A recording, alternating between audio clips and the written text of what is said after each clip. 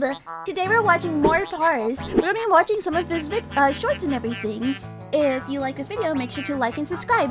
Nee! Australia has a lot of spiders, but recently we found a new one, because of course we fucking did. And the new one is the most certified Australia moment I've ever seen. For a bit of context, one of the several thousand spider species we are home to is the Sydney funnelweb, the deadliest spider on the planet. Because of course it's down here. Where the fuck else did you think you were going to find it? These scary looking fuckers are highly venomous and can flatline you with a bite in 15 minutes. And if you think wearing thick clothes will save you, be aware the bastards have fangs long enough to punch through shoe leather. Now, why do I bring these little nightmares up? What is the one thing worse than a spider rocking armor-piercing rounds that can send you to heaven with same-day delivery? A bigger spider rocking the same perk setup. That's right, Australian scientists have found a brand new species of this funnelweb that is even bigger. How much bigger? Well, the standard Sydney funnelweb grows to around 5 centimetres or 2 inches. And I mean, if you're asking me, 2 inches is more than enough. 2 inches is actually fucking huge. By comparison, this is the new one. It's twice the fucking size, cunt. 4 inches of 8-legged menace to the animal kingdom. But that isn't even the best part. You see, do you know what they named this thing? Do you know what professional scientists named a supersized version of the most dangerous spider on the entire fucking planet? The Newcastle Big Boy. What? Deadliest spider on the entire fucking globe. Big Boy. Only. Guys, the more I watch this guy, the more I'm like, I'm not going to Austria. You can't convince me. I'm sorry.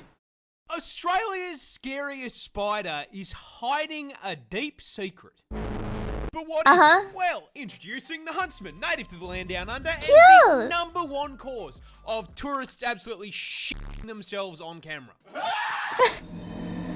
And look, in defense of said tourists, I will be the first to admit, yeah, this looks scarier than a f***ing job application. Those gangly ass legs and the hair make him look like Slender Man's testicle.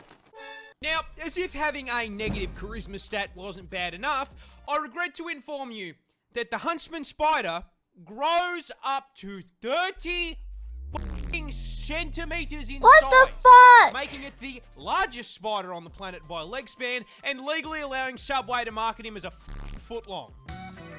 Now, being the spider equivalent of a Ford F-150, you'd think he'd have the common decency to be slow, you know, tank build. Unfortunately, the huntsman is fucking turbocharged. Now, it's usually at this point in the video that I would inform you that he is also highly venomous, because it's Australia. However, that's his big secret. The huntsman is a big sweetheart. You see, despite looking like an SCP, huntsmen are incredibly timid, and on the rare occasion they do bite, their venom is harmless. In fact, seeing one of these bad boys in your house is a blessing in disguise, because if you see a huntsman in your home, I guarantee you won't see any annoying ass flies or mosquitoes, because he's eaten them. You see, he understands he's big enough that he should be paying rent, and so he contributes to the household in pest control. I personally have had one of these bad boys as an 8-legged roommate, and I can tell you, they're pretty good company. Except for the part where they cause car crashes. Yeah, you see, huntsmen like to hide in tight spaces and cracks, and they do it by flattening out their body to fit into the gap. Now, in the house, that usually means you'll just find them behind a painting, but when you're flying down the highway at 110k an hour and decide to flip down the sun visor because God is trying to flashbang you, yeah, they like to sleep in there and you've just dropped one into your lap. Now, whatever you do, don't panic or you're gonna crash the...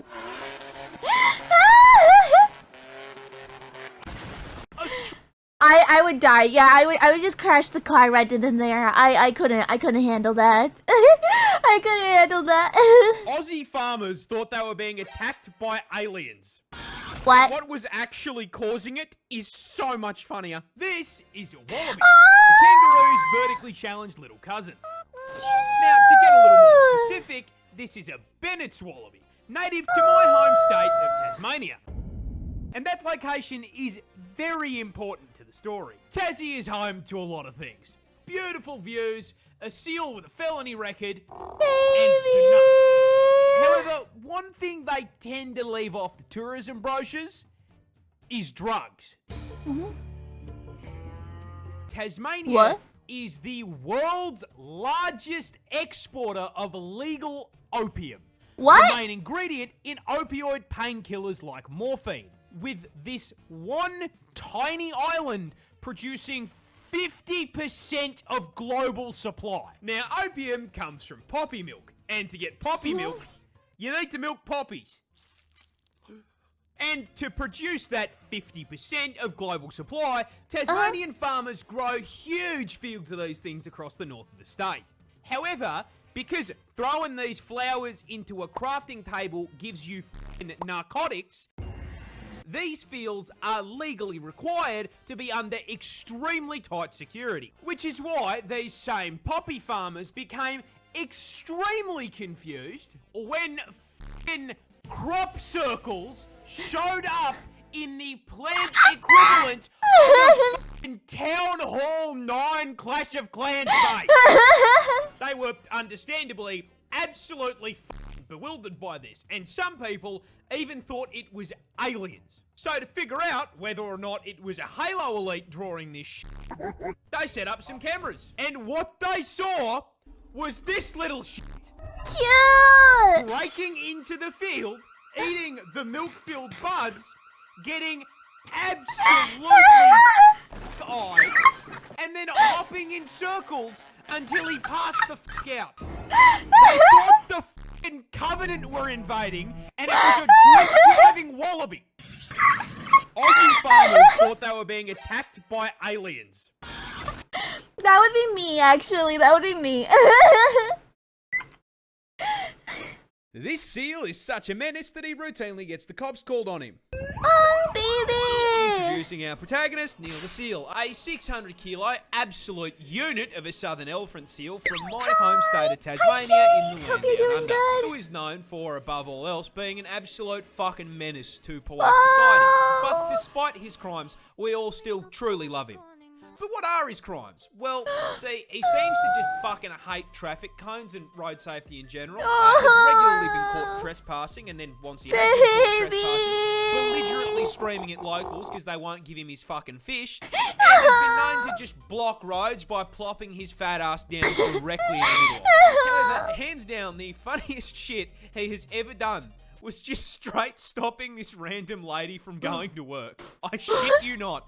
This motherfucker crawled out of the ocean, up the beach, crossed the road, absolutely fucking bodied this woman's poor letterbox, and then proceeded to plant himself directly in front of her fucking car. She was then unable to go to work because this half-ton beefcake was camping her driveway for so damn long.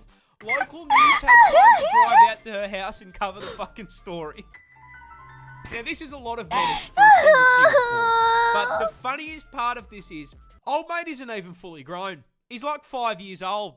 If you think he can fuck things up now, wait until he's nearly 2 solid-ass tons of blubber and takes issue with the wall of your house. I do not think that seal damage is covered on my fucking insurance plan, dude. That's so funny. We have to skip this one. Is basically a xenomorph. Introducing the tarantula hawk wasp, possibly one of the most nightmare-inducing insects on the planet. And the reason it's such a threat to your mental health is because its hunting and reproduction strategy is ripped straight from Ellen Ripley's autobiography. Shade, thank you for the 30 stream streakies. But Thank before we get to you. the strats, you're gonna have to learn a little bit about it first. Native to Australia, because of course it fucking is, this fucker is the largest wasp on the planet, coming in at a massive 2.5 inches. Which, I mean, boys, we would all agree. What the well fuck? above average, right? Huge. And this is probably the most effective 2 inches has ever been because it has the second most painful sting of any insect on the planet, coming in just barely behind the bullet ant. Pack and a half-inch stinger with a potent venom that has been described as blinding, debilitating, can't move my arm, and electric. Now, the size and poison aren't just for nothing, because as the name tarantula hawk wasp suggests, they are purpose-built genetically perfect killing machines designed specifically to violate spiders, making Australia basically an all-you-can-eat buffet for them. But they don't just execute the spiders. No, that'd be too normal. Hawk wasps use spiders to reproduce in one of the most horrific ways possible. And that all starts with a female hawk wasp hunting down a tarantula. As the buff bulking spider takes a wrong turn down a dark alley, the hawk wasp, noticing the 8 sets of TNs on his feet, proceeds to fucking jump him, flying down from above to land a sting into the spider's abdomen, instantly and permanently paralyzing it. The Bug Harbour Butcher then proceeds to drag the still completely conscious and aware spider into an isolated kill room, which is where the fucked up part really begins. Because our wasp isn't hungry, it's pregnant, and proceeds to lay its egg on the paralysed spider's abdomen. After about 3 to 4 days, that egg hatches into a larvae. A very, very hungry larvae. Fortunately, there's a whole bunch of fresh food right here underneath them. That food being the still paralysed, still very conscious and aware spider. The larvae burrows into the spider's abdomen and gets to work converting it into a KFC family bucket, consuming it from the inside out, purposely avoiding vital organs to keep the food nice and fresh. After it's done consuming a living being, the larvae breaks forth from the demolished core like a chest burster and fucks off to continue the generational arachnid violation. Anywho, good luck getting any sleep tonight. Oh, okay. I can do one more, and then we're playing Filter Mystery. One more. Hi, Brad. Hope you're doing good. This isn't a spider. It's a snake. Introducing the Iranian spider-tailed horned viper, as the name suggests, native to Iran, and you are all probably wondering why the f*** this snake has decided to attach a cosplay of the average Australian resident to his tail. The answer is food. You see, every known snake species is a predator. Some eat Bambi, others eat Remy, and the spider tail, not unlike myself, absolutely fucking loves KFC. But birds famously tend to fly, and last I checked, nope, ropes don't have wings. So how does this viper get his zinger box? The answer is again, food. You see, birds eat insects, and the spider tail knows this. So rather than trying to chase his prey down, this lazy fucker has evolved the evolutionary equivalent of DoorDash. You see, when a viper feels like a meal, it'll start the hunt by finding a nice rocky outcrop to curl up on like a couch. And due to the camouflage on his scales, this snake becomes practically invisible. Once he's nice and cozy, he begins to slowly wiggle his tail back and forth in front of his face. Wait, that's so cool! The motion of an insect. Think of this as him placing his Uber Eats order. Meanwhile, up in the air, our undercooked chicken tender is flying around when, holy shit, a free meal!